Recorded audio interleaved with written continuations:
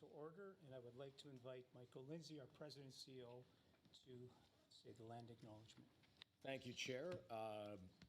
Metrolinx acknowledges that we connect communities by building and operating transit within the traditional lands of the Anishinaabe, the Haudenosaunee, and the Huron-Wendat peoples, for whom these lands continue to have great importance.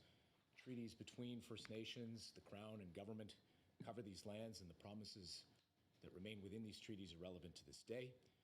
We at Metrolinx are committed to understanding the history of these lands and the continued impacts of colonization, and to take responsibility for actions to advance reconciliation.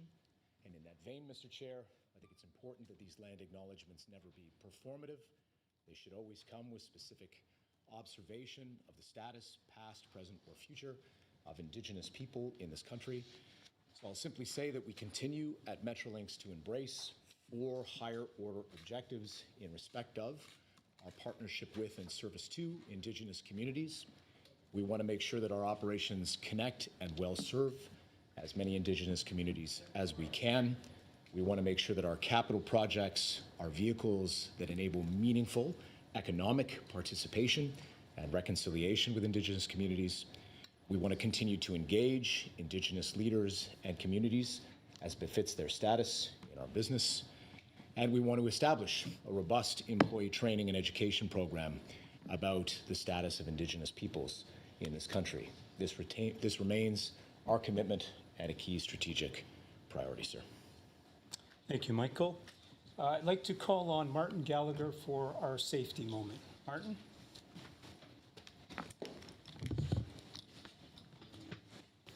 Thank you, Chair. Good morning. Next week is Rail Safety Week. Rail Safety Week happens every year. It's in collaboration with Operation Lifesaver. We will be working in our communities to promote messages around public safety, around our services and our operations. All the public are welcome to join, and this is an event that runs throughout North America and Canada. Thank you, Martin. Mr. Chair, I'm by exception going to kick off today because I want to start by acknowledging recent changes in the leadership of the board at Metrolinx. But first, hello, directors. Thank you again for your service, your participation in the conversation we're about to have, and hello to everybody that is joining this board of directors meeting. After 7 years of incredible dedicated service to this organization, Don Wright's term as chair of the board has come to an end. Under his steady and expert leadership, this agency not only grew in leaps and bounds, but was guided through periods of crisis and unprecedented disruption, and continued throughout to offer high quality, on-time service to hundreds of thousands of people each and every day in this region. I would say to Don a personal note of thanks. You certainly eased my transition into this role. I've been able to rely upon you not only as a mentor, but as a friend, and I'm deeply honored that I'm going to get to continue to do that, sir. So on behalf of us all, I would like to thank Don for his exceptional service.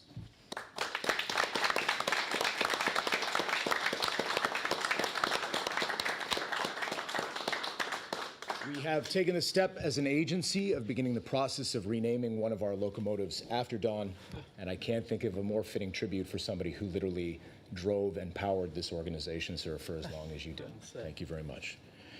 With Don's departure, I'm also pleased to welcome Nick Simone to his first meeting as the new chair of the Metrolinx Board of Directors. As a trusted executive and leader, Nick, you have already brought thoughtful perspective, deep expertise in your admittedly brief time on the board, and I know that you will continue to help this organization advance not only the largest transit expansion in the history of the country, if not the continent, but also continue to uphold our commitment to a high-quality, high-value service to riders in this region. Congratulations, sir, on your appointment. Thank you very much, Michael. Thank you. So board members, leaders, staff, valued guests, and those joining virtually, thank you for being here this morning and welcome to the meeting. I am deeply honored by the confidence that has been placed in me through my appointment as chair of Metrolinx board. Thank you to the minister, my fellow board members, our leadership team, and all our stakeholders for this opportunity. It is both a privilege and a responsibility I approach with dedication, hard work, and humility. I'm excited to continue working together to learn, collaborate, and serve. In assuming this role, I pledge to uphold the values and vision that unite us at Metrolinx, and to dedicate myself to supporting our mission, our people, and the communities we serve with integrity and enthusiasm. Thank you for all your support. Before we continue, I would also like to take a moment to recognize and express my sincere gratitude to former Chair Don Wright. As Michael mentioned, he served as chair for 7 years, and under his leadership, he guided our board through significant growth and transformation, including the advancement of an enormous capital program, launching Presto's procurement program, introducing more flexible ways for customers to pay, and evolving our organization to be more inclusive and engaged. And he did this through one of the toughest periods in our lives, the pandemic. His leadership, commitment, and steady guidance over the past 7 years laid a strong foundation and leaves a lasting legacy for this board and this organization. And I am personally very grateful for his insights and his support as I transition into this role. Congratulations, Don. Thank you for everything you've done. So please join me in thanking Don for his service to Metrolinx and the people of Ontario. In honor of Don's exemplary leadership and invaluable contributions, as Michael said, you get a locomotive named after you, Don. Congratulations. And please accept a little token of appreciation for all of your hard work. So congratulations.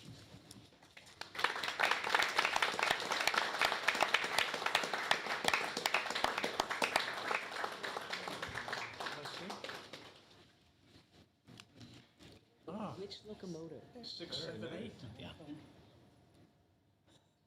And we have another little gift for you, Don. Yeah, it is.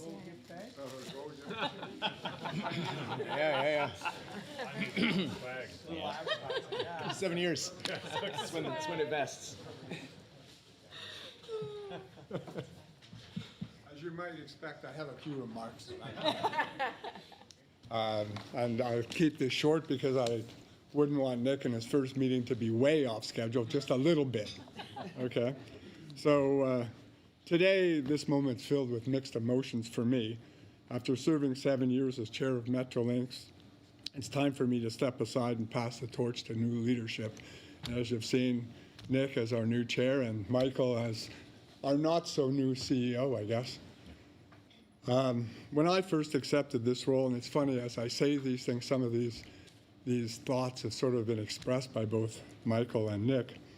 When I first accepted the role, I knew it came with immense responsibilities to help guide an organization that doesn't just move trains and buses, but connects people, communities, businesses, families across our entire region. What we do here isn't abstract, as a lot of people think. It touches lives every single day. Every station built, every track laid, every bus added to service is an investment in the future of our cities and the prosperity of generations to come. So looking back, I'm deeply proud of what we've accomplished here together. We've expanded the GO network, advanced major rapid transit projects, strengthened partnerships with municipalities, communities, and the private sector. We modernized the customer experience, keeping sustainability at the heart of our vision, and most importantly, we've kept moving forward, even in the face of challenges that nobody could have predicted. But none of these achievements were certainly mine alone. They belong to incredibly dedicated staff of Metrolinx. Some of you are here today. I've met so many over the years, and you should all be proud of what you've brought together here. The staff has been great, the board, both present and past, and our partners across government, and to the people of the region who trust us every day to deliver. It's been my privilege to work alongside you to share in the challenges, the debates, the breakthroughs, and the triumphs. It's been a few down spots on occasion, as you all know. I'd be remiss if I didn't specifically thank a few people, And both Ministers Sakari and Moroney have been incredibly supportive of this organization over the years. And so I offer them my appreciation. I'd also like to thank our previous CEO, Phil Verster, who worked his butt off to move our organization along, and also obviously to our new CEO, Michael. I've only had the chance to work with for about 7 months, but I really think that your leadership here is going to be transformational to this organization. I also want to take the opportunity to thank Kaya Sabag, who worked with me and kept me on track in a lot of things, and Alba, who just keeps not only the chair, as you'll find, Nick, but the entire board kind of in line and sort of going in the right direction. And then, lastly, I guess the person that I don't think I have thanked often enough is our vice chair, who is going to outlive all of us here. He keeps telling me every once in a while that he's thinking about moving on, but he never moves on. He's going to be here, I think he's going to sort of have a car in one of the trains and live in it at some point. Anyway, I want to thank you, Brian, for your tremendous support over the years. It's been really great to have somebody to knock ideas around with and what have you. You've always been incredibly supportive. So lastly, leadership is never permanent. I mean, it's a relay, not a sprint. I'm confident that the next chapter of Metrolinx will be even more ambitious, more innovative, and more impactful. The foundation we've built is strong and the momentum is unstoppable.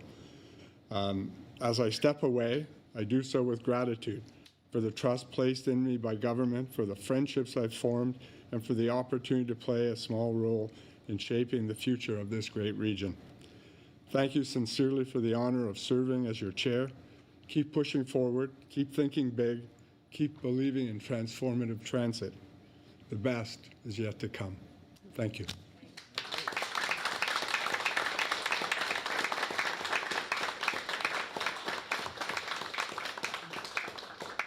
Thank you very much, Don. That was a great message. We appreciate it. Congratulations again for serving for all those years and doing what you did. Very much appreciated. Thank you. We received some correspondence that has been distributed to the board. We received a letter from the Member of Parliament, R. Surjanek, on September 10th, 2025, regarding the Lakeshore East Express Go train service. I believe the board members have had a chance to review it. Is there any comments or any, Brian? Thank you, and I think that it's very helpful that the member for Ajax raised the concerns because there are other people who would like to know as well what the challenges are. But and in the letter received from the member on behalf of his constituents, he did ask for a formal written response, and I'm sure that will come in due course. But for the benefit of our board right now, I wondered if Michael could give us a little sense of what are the challenges in terms of infrastructure that are delaying the reintroduction of express service to Ajax, which, as we all know, had to be suspended back in, I think it was 2021, and is anticipated to get reinstated hopefully sooner rather than later. But I myself don't know of the technical difficulties in doing that, and wonder if you could enlighten us. Yes, sir. Well, look, I would start by thanking the MPP for his letter as well, and I understand how important express service is to our customers. Certainly the MPP's question is one that I hear on Little League baseball diamonds and hockey rinks every single week. And really, this particular issue typifies how we try to balance current service impacts with construction work that enables the future service increases that we're working on, this modernized and significantly expanded GO network that we're working to build, very specifically to ensure the safe completion of construction of East Harbor, a huge intermodal at-level switching station between GO Transit and the Ontario line. We've had to take the third track of the Lakeshore East GO line out of service. We do this for safety. We do this to make construction more efficient. Anybody who takes the GO train on the Lakeshore East Corridor can see physically this work happening real time and the awesome scale associated with it. Because that track is necessary, it means we do not have a track that we can use for the express to bypass all stop trains. And so the removal of that track means the Lakeshore East Express train service is temporarily suspended. Preparatory construction work is also well underway for the Lakeshore East Corridor, including upgrades to some bridges there as well. People will see that activity happening soon. And I would simply say, whatever the impacts of that construction continue to be, the traveling public has our thanks for understanding the balance that we're trying to achieve. I would say that in the meantime, as we progress that construction work, we've brought back 15-minute service during weekday rush hours on Lakeshore East Line. As of April 7th, we've added one additional new morning rush hour trip on the Lakeshore Line, which departs Whitby at 7:35, if I'm not mistaken. And we will continue our ops and capital teams to find ways to change service profiles to try to serve all of our customers. But honestly, forthrightly, these are the types of trade-offs that are necessary between service and massive capital construction ambition, which this region needs in order to get to the dramatically expanded service of the future. So I will close, in answer to your question, Brian, by just once again offering my thanks to the members of the traveling public for understanding that this is the balance, this is the dance that we're trying to do as we work to build the future while still running, we hope, an on-time and highly satisfying GO network. Okay. Thank you, Michael. In our agenda today, we have our quarterly division reports along with progress updates on our rapid transit and Go and Up capital projects. We will also review campaigns and events from the summer, including performance related to ridership, customer satisfaction, and service changes, and look ahead to what is planned for the fall to further enhance our customer journey. With that, I turn it over to Michael for your CEO report. Thank you, Chair. And again, thank you all for being here today. If you would permit me just to observe one more anniversary, I would note that today is the 11th of September, and that 24 years ago, all of us around this time were dealing with the images of the terrorist attacks in New York, Washington, and Pennsylvania. I remember two things from that day. The first is the heroism of first responders, and the second was the spirit of family and fraternity that existed between Canadians and Americans. And I still am inspired by the former, and I deeply hope that the latter continues to persist for some time. In the vein of recognizing first responders, I just want to call out some of our frontline employees who have recently gone above and beyond the line of duty and whose service reflects our values. I'm not sure if Kumar and AJ are here with us today. Hello, gentlemen. Stand up for me if you could for just a second. Kumar is a supervisor in bus facility maintenance. AJ is a plant mechanic in bus facility maintenance. On the 4th of July, they were returning to Steep Rock Garage when they noticed a nearby vehicle that was emitting smoke. Within minutes, the vehicle was fully engulfed in flames. They promptly stopped to assist. They called 911. They worked to extinguish the fire.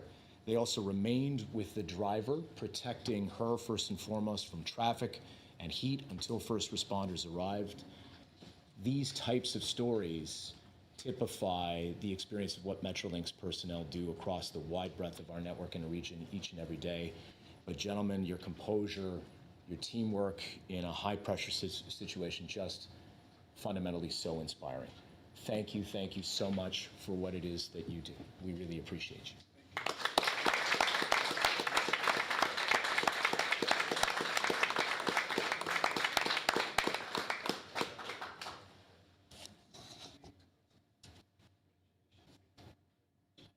Thank you, gentlemen. Appreciate it. Building on safety, Martin talked about how next week we join our partners and communities across the region in recognizing Operation Lifesavers Rail Safety Week. I'm telling everybody here nothing new when I say that safety demands rigor and accountability, constant vigilance across all levels of the organization. I encourage everybody within the organization and without to take a moment to refresh your understanding of rail safety practices. I would add perhaps something very specific, a note that I and the organization are trying increasingly to put in front of the public. Remember, please, there is a full complement of 25 vehicles moving on the Eglinton Crosstown today. There is a full complement of 15 vehicles moving on the Finch West LRT today. These are now active operating rail corridors. And if you are a member of the public and you can hear the sound of my voice, please tell everybody that you know, because we need to make sure that as we test these systems and bring them into being, that everybody is adapting to the new reality of these lines being operational and traffic moving on them. Mr. Chair, with your permission, I'll take a moment just to talk about what a productive summer that it has been. I am delighted to start by confirming that in July, Go ridership for the first time surpassed pre-COVID pandemic levels on a direct comparison basis, a recovery rate of 100.6%. And I'm equally delighted to say that on Monday of this week, we had the second highest day of ridership for Metrolinx in its history. 330,000 customers used our service that day. That is only surpassed as a total by the Toronto Raptors Championship Parade of 2019. But it goes to show that slowly but surely, the base level of riders on the Metrolinx system is now becoming equal to the volume of the crowd that ultimately used Go services to come to a Raptors Championship Parade, which really shows you the results of the hard work of the Metrolinx team to ultimately provide a high quality, very accessible service that people value and use. We're going to continue to build on that strong recovery. It's only possible because of our dedicated team, especially as we were just discussing, the people who are on the front lines, helping riders, helping customers each and every day with getting to where they need to be and helping them when they are in trouble. Turning to payments for a moment, I just want to also note that we reached a milestone in May of this year. Customer satisfaction for the Presto system hit an all-time high of 88%. I think that this driven disproportionately directors by faster customer support response times, dedicated performance improvements, and ongoing program enhancements like expanded Presto perks discounts. I would also note that several major IT upgrades and deployments of the Presto system have been delivered in ways that are flatly invisible to our customers over the course of several weekends recently. This is a subsumed success that probably does not get the kind of notoriety that it should, but again, it is our team that has managed to pull it off in partnership with various transit agencies that we work with on our payments platform. In this quarter, with a Go network that increasingly is being used by people to recreate and to get to places of entertainment, I would note that we had a total of 251 new events that we catered to with our Go service, including summer concerts at the new Rogers Stadium.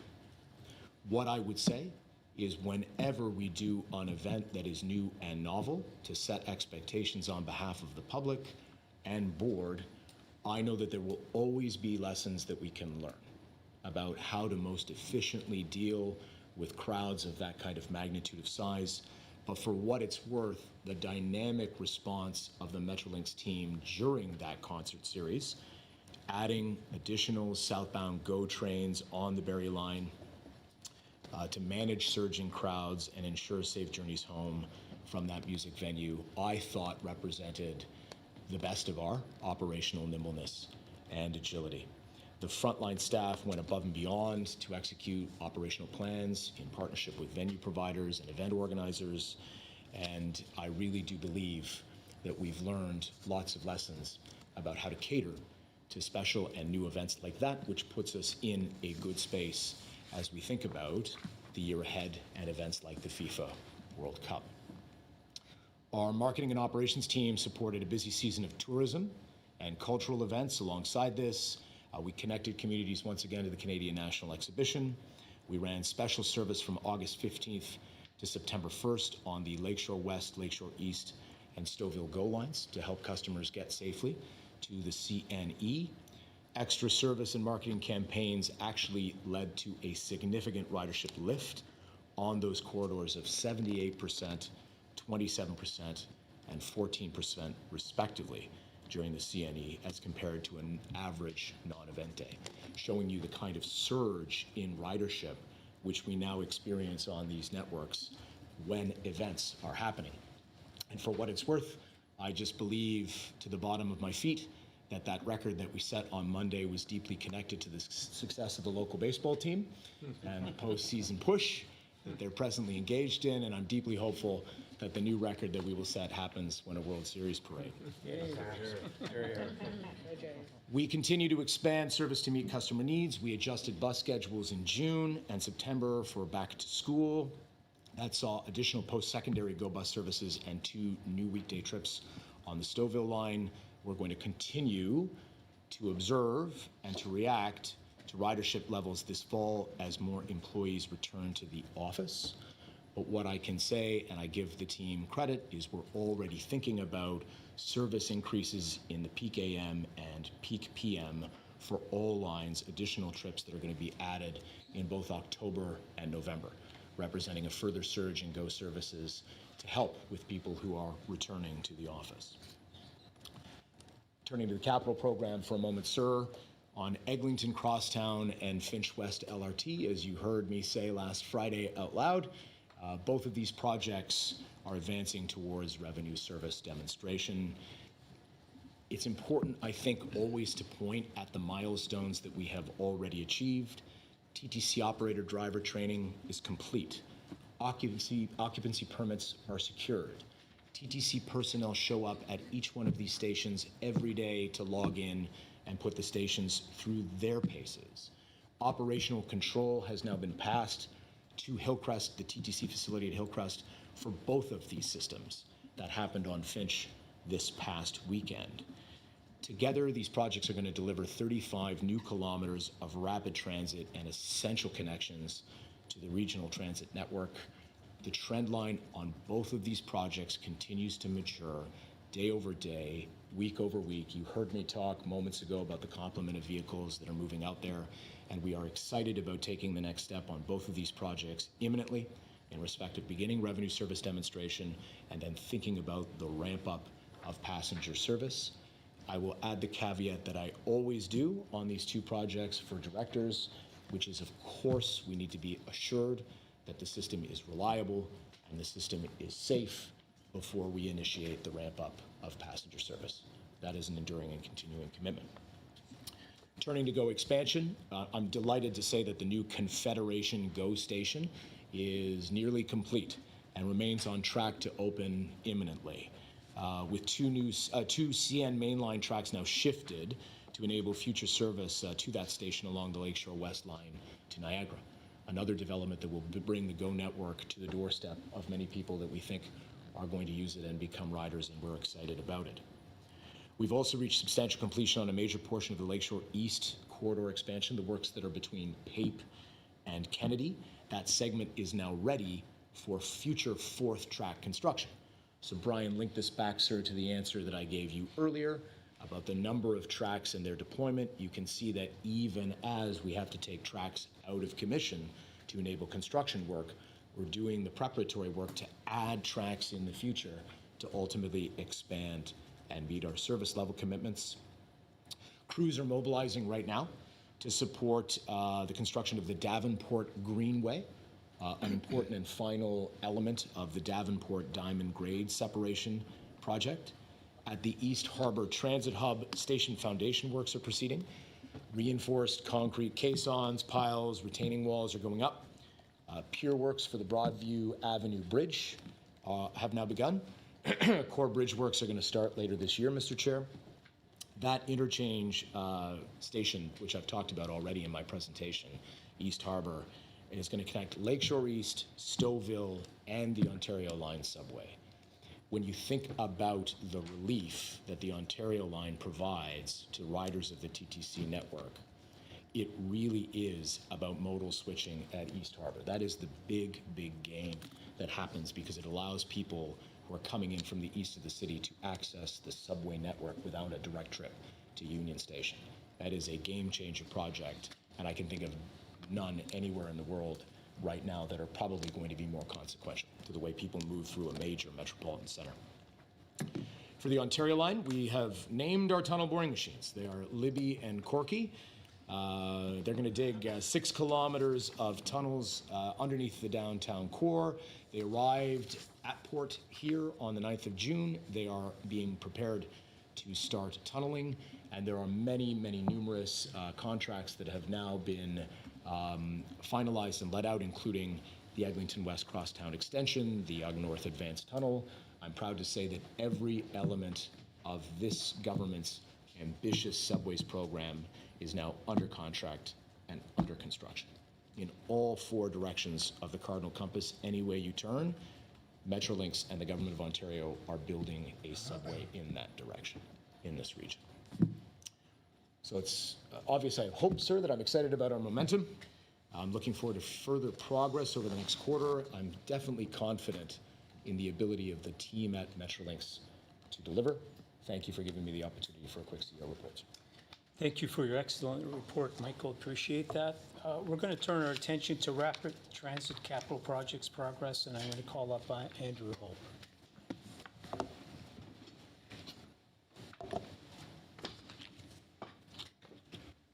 Okay, thank you, Mr. Chair, and thank you to the board. I'm pleased to be here with you today to talk a little bit about what has been, as Michael alluded to, a very busy summer in our rapid transit program since I was last here at our board meeting in June. And I'll take you through some of the progress that we've been making over the past few months. So starting with Eglinton Crosstown West Extension, we're seeing a lot of progress, as you can see in this image, on our elevated guideway contract, which is sort of the middle section of this project extension between Scarlett Road and Jane Street. Pictured here, you can see the ongoing pier construction that will support the future elevated guideway at Scarlett and Eglinton. In total, we're building 54 piers for the elevated guideway. They'll vary in height from about 5 meters to 14 meters tall. And in order to carry the heavy load of the bridge structure and the trains running on top of them eventually, these are fairly sizable structures that are built with deep underground caissons. So caisson drilling on the elevated guideway began earlier this year in March 2025, and I'm happy to report that that is about 80% complete at this point. Pier and cap construction is progressing as well, about 30% constructed at this point. And we anticipate later this fall, the first superstructure, the actual beginnings of the bridge structure itself, will be installed connecting the piers later this fall. So exciting to see the progress on Eglinton Crosstown West Extension. Going all the way out to the west end of the region, out in Hamilton, we've had a busy couple of months there as well as we work on a strategic early works program to basically move a lot of the existing utilities in the King and Main corridor out of the way to speed up the eventual major construction of the LRT itself. This work is helping support the upcoming Civil and Utilities Alliance, which is currently in procurement, and this will reduce the time and complexity once we get into major construction on the LRT itself. So in this image here, you can see what we've been busy doing, which here you see the relocation work that's underway on a 1,200 millimeter trunk sewer line out in the Queenston Road area of Hamilton near Rosewood Road and Main Street. And this includes the installation of a new valve chamber that is going to support the relocated transmission main when completed. Some other early works that we're underway with in Hamilton include completion of private utility off-corridor pole installations on streets around Vineland Avenue, and commencement of the Dunsmuir Road utility relocations off-corridor, which also took place in June. All of these early works are proceeding while the Hamilton project team is busy in parallel with the procurement of the first package of delivery, which is the Civil and Utilities Alliance. We announced back in June that the RFP had been released for this package. The teams are now busy in the thick of actually moving through that RFP process, meeting with the pre-qualified proponent teams as they put together their proposals, and we expect to receive those proposals later this fall and get to contract award early next year. Moving all the way, as Michael said, around the compass, we're now going to go up to Yonge North Subway Extension, where we had a big event back at the end of July. As you can see here, we reached a major milestone with the award of the advanced tunneling contract on July 31st to the North End Connectors Consortium.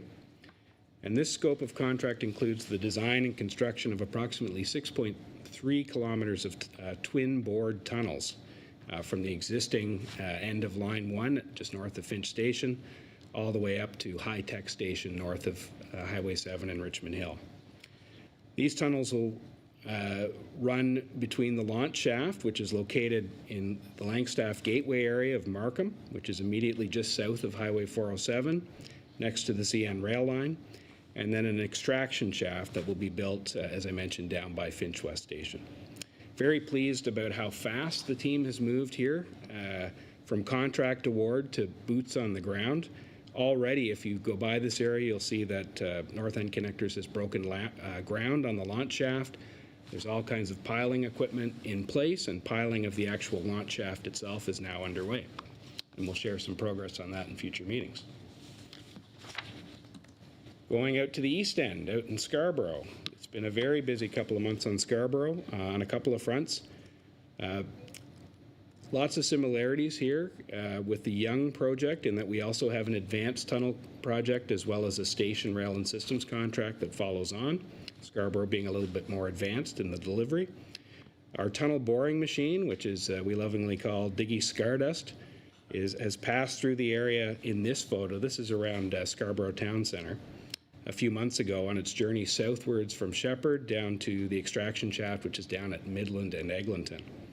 So Diggy's been making steady progress over the past couple of months, and as of Tuesday, we've tunneled approximately 2,368 meters of tunnel, and the TBM is currently south of Ellesmere Road on McCowan, just approaching Hurley and McCowan, where we're going to pause the TBM for some scheduled maintenance for about 10 days and then continue on southward. And that allows the crews to check the tools on the front machine, the cutter head, make sure everything is functioning as it should, and then we proceed on down the line. By completing tunnel through this area of Scarborough at Scarborough Town Centre, we're able to hit the next really exciting milestone for the project, which was the start of major construction at the Scarborough Centre Station.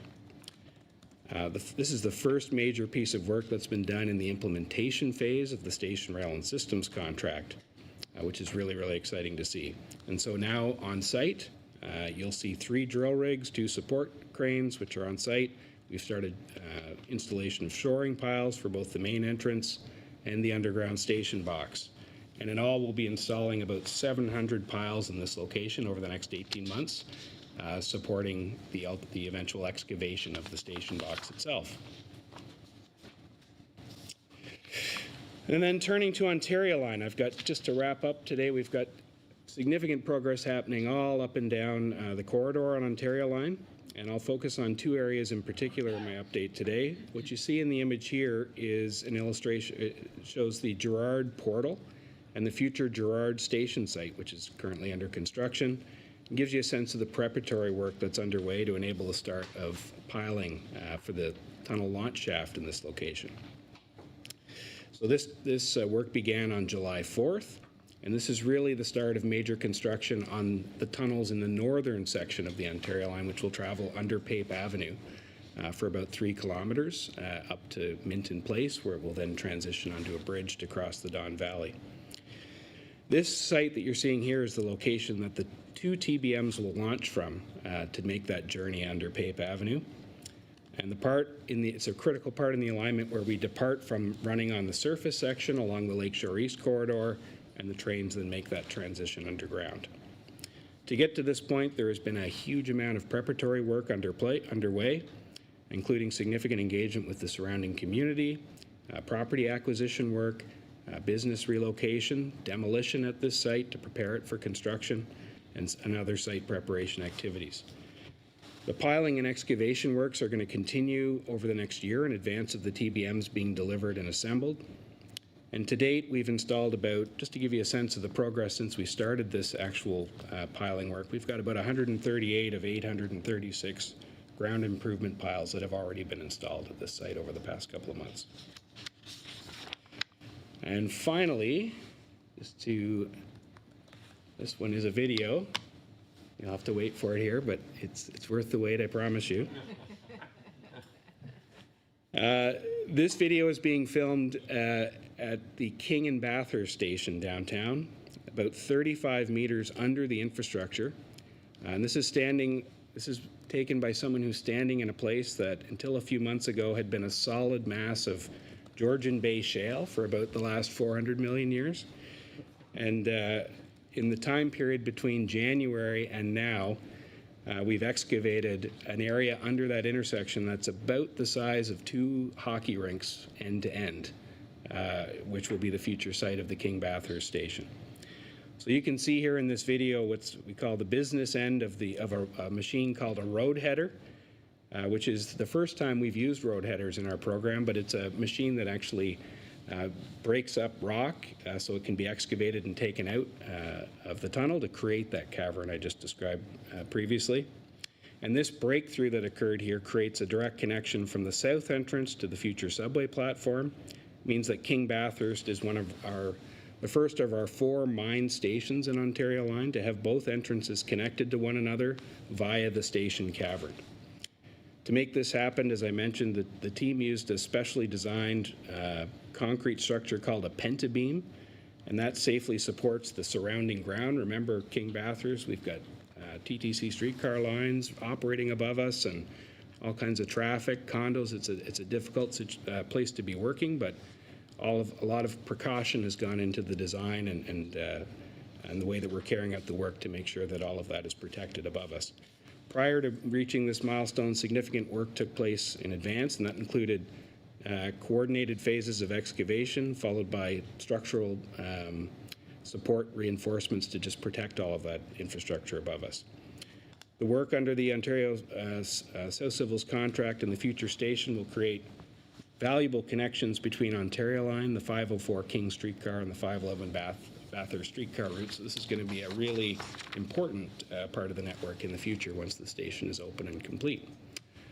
So that takes us through what we've been up to in the Rapid Transit program, just to give you a sense over the past few months. I'm going to turn it over to my colleague now, Paul Judge, to talk about progress on the GO side of the capital program. Thank you.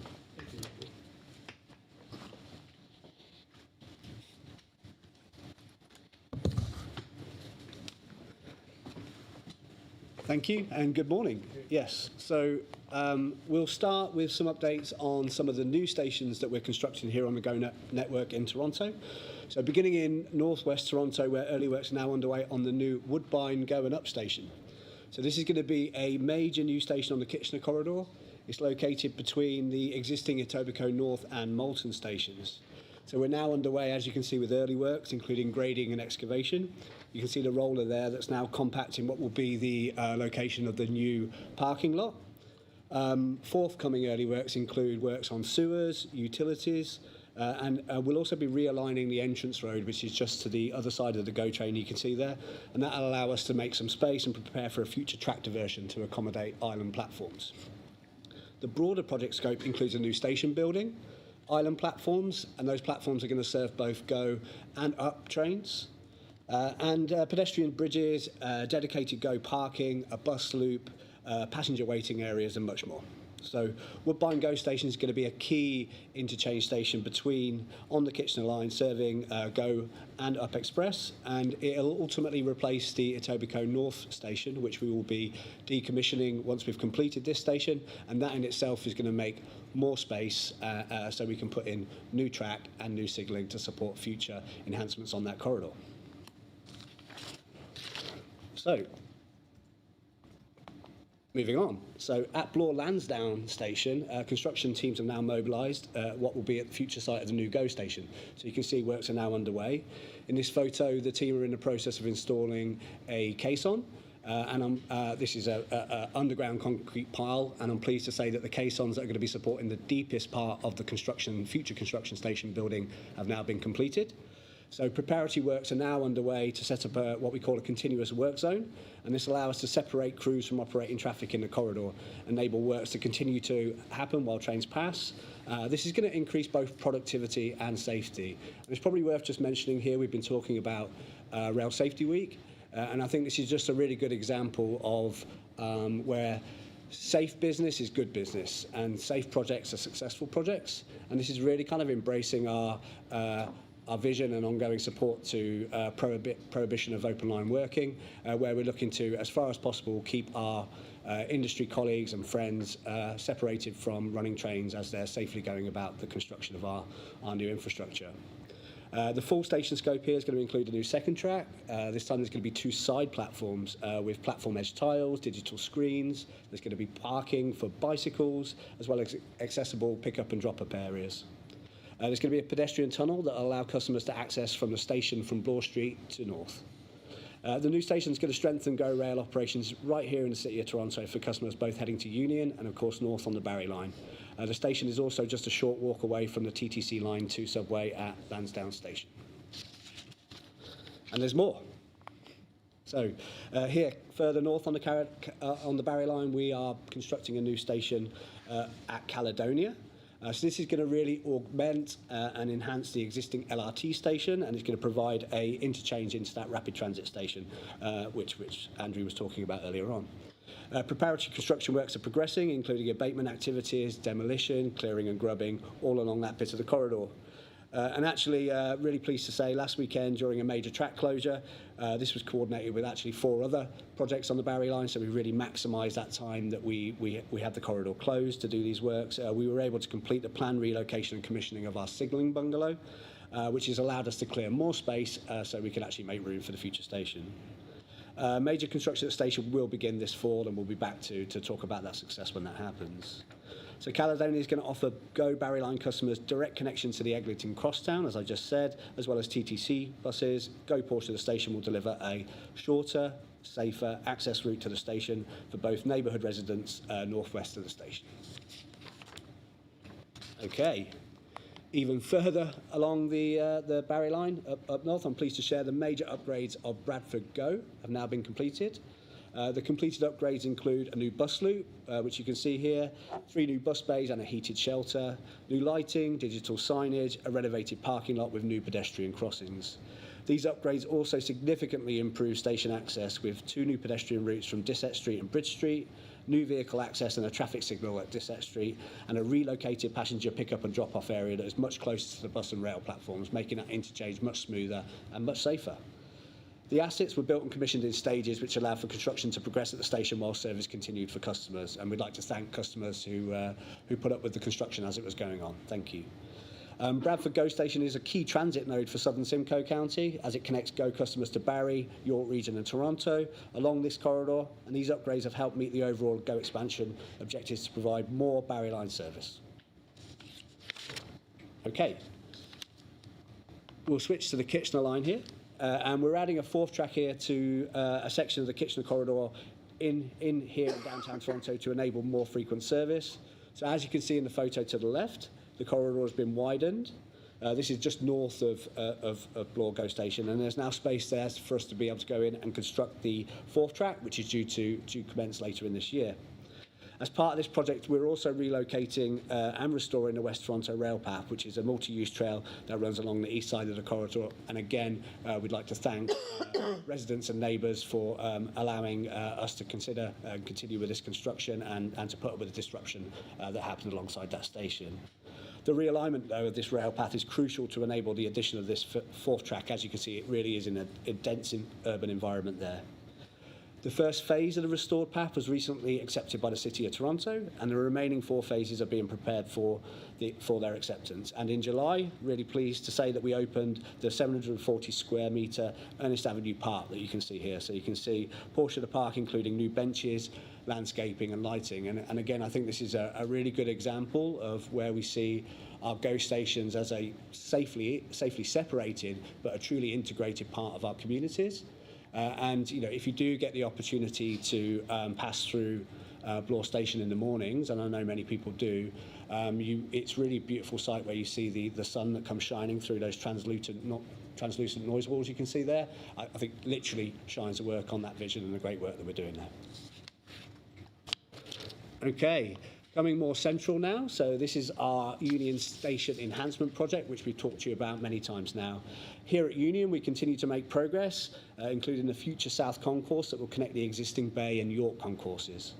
The South Concourse and platforms will improve the capacity of the station, and that will allow us to run a more frequent service, as well as improving safety and, of course, customer experience. This summer, really pleased to say we completed the second and third track slab concrete pours, and now that this portion of the track slab is in place, we are proceeding with the architectural, mechanical and electrical fit out of the concourse below. So it really, you can actually see how it looks like a concourse now rather than a big open hole in the ground. The fit out will include upwards of 20 kilometres of piping, 2.5 kilometres of HVAC, ductwork, and at its peak, roughly 100 craft workers will be in the concourse area to complete that fit out. A really good example of how a phased approach can be done to improve the efficiency of construction whilst operating and keeping a station open and running. Okay, and finally, really excited to talk about our Bowmanville Extension project. So really pleased to say early works are now well underway for the Bowmanville Extension. So this will see GO service being extended from Oshawa to 18 kilometres east of that station to Bowmanville. The project's going to follow Canadian Pacific Kansas City's right away and will help make it easier for people living and working in this rapidly growing Durham region to get into and onto GO. Early works happened over the summer already, focused on clearing and grubbing along the corridor and removing and relocating service obstructions before beginning more intensive works, which we hope to do later in the year. So in the photo on the left there, you can see a radio tower. That's now in the plan to be decommissioned, now that we've installed a new one. So work has also begun to relocate the Albert Street water main away from the path of the new tracks, which you can see in the photo on the right. And relocating this water main is really a key requirement before bridge works at Albert Street and Simcoe Street can proceed. As I say, these are planned for later in the year.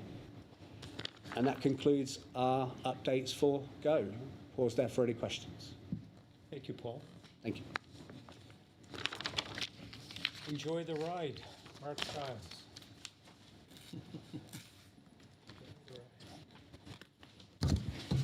Thank you, Chair. Thank you, Board. I look forward to sharing with you a slightly evolved and pivoted discussion on Joy the Ride, and as Michael has already shared, some very great news in terms of the recovery since pre-pandemic, exceeding the 100% mark on GO and powering ahead on Up Express. And I will just say that continues this week and this in the month of August, and we're really excited to share with you today not only that encouraging trend line, but also the confidence that our customers have placed in us through the summer and as we continue forward in their appreciation of the services that we provide and in getting them to their destination through the customer satisfaction scores. We continuously listen and learn and receive the feedback and assure you, the board, that there is a team of dedicated individuals that action plan almost daily, if not daily, to improve those services in a continuous improvement mindset. We also take great feedback from the customers that contact us directly. As I go through the next few slides, I'm going to give you some highlights of the summer and put that lens of customer experience front and center with you. Share with you that in some cases we are doing incredibly well, but I'll also illuminate some areas of opportunity that the team is considering to improve how we continuously deliver delightful service. The CNE has closed. It does mean that summer has started to be in our rearview mirror, but it was a phenomenal season of the summer in getting tourists from outside of the region, either from Canada or across the globe, as well as ourselves within the region, to the tourist destinations that we so love and cherish in this region. And I will actually say that, as you can see here, certainly that leisure trip we have seen has been a pivotal experience to come back to transit and choose transit. We continue to see that both on GO and on bus, rail and on bus. And when we don't get it quite as right as we'd like to. We are doing our very best to communicate through on-the-go alerts, real-time information, on-board announcements to actually improve that experience. So I would say, generally speaking, it's a delightful experience, but for particularly those folks that are choosing transit and Go Transit and Up Express for leisure travel, they may be less familiar with our network. And so we have a greater focus on wayfinding and alternate ways of getting to destinations when sometimes things don't quite go well. On Up Express, again, with our thanks to customers joining us from Up Express, the stress-free way to get from the airport to downtown and wherever you choose ultimately as your destination, has continued to be particularly well received with the frequent, reliable service that we know is the cornerstone for customer satisfaction and one of the key drivers. We're also thankful to our customers for voting us for the second year as a top choice through TripAdvisor for the way to get from the airport to your downtown destination and back. And we do know that, again, in this particular space, many of these customers are very unfamiliar with our network, and so we continue to ensure our communication highlights the benefits, particularly through wayfinding, and in this particular case, obviously, the importance of our frontline teams in welcoming customers from around the globe. As Michael mentioned, this has certainly been a summer of major events. Buoyant sports teams, particularly the Jays. I recall fondly the first World Series when I first came to Canada a very long time ago. I wanted to just kind of bring a nuanced lens to exactly this particular space of major events, sports, games with high tension and high reward, but also particularly around music and concerts. Just last night, there were 3 concerts across the city, 2 very high-profile names in Lady Gaga and Hosier, in addition to a Jays game. And so there were about 100,000 attendees to those 4 major events. And the team seamlessly not only got people to their venues, but also got them safely back home through a very dedicated team, a special events planning team, and our frontline teams, along with some volunteers. So the commitment to helping folks get through, particularly in the case of a new destination like Rogers Stadium, was truly phenomenal. And we've seen that across the region throughout the summer, whether it's Honda Indy, whether it's the continuing season that we've seen from the Jays, or even indeed the CNE. So really strong presence for our customers to support them in their journey and their ride. We know that the payment experience is equally critical to the journey that one takes. There are 8 steps in a journey, from planning through to getting to your final destination, and payment is an incredibly important part of that experience. And delighted to share that actually just in May, the Presto customer satisfaction actually hit an all-time high, supported particularly by some of the new modes of payment through contactless and mobile wallet. And I would also say from a CSAT perspective on Presto, also delighted that as one of our foundations for delighting customers through offers and promotions and contests, the Presto Perks program continues to go from strength to strength. Almost 80 offers now in the market, so feel free, please, to check out prestocard.ca as the website for all of those offers, not just destinations and trips, but also food and beverage delights along the way. As we endeavor to continue to delight our customers in their journey experience, food and beverage we know is an important satisfier. I'm happy to share that we've now opened Second Cup at Bramalea. There will be a grand opening event next week, which adds to our roster of amenities, which we know is also a fundamental driver to satisfaction in the journey experience. We've also added this last summer some very exciting offers brought to us by our collaboration with partners.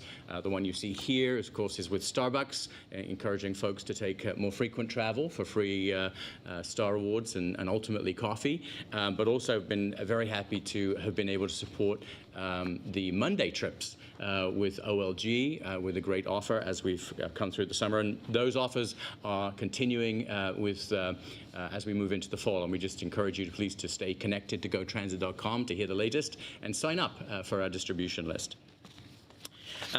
Of course, at the very cornerstone, and our team often refers to safety during your trip as the oxygen. You miss it when it's not there, but we are super, supportive of all of the measures that our operations and customer teams sort of bring to the table when it comes to safety. Not just being safe, but feeling safe.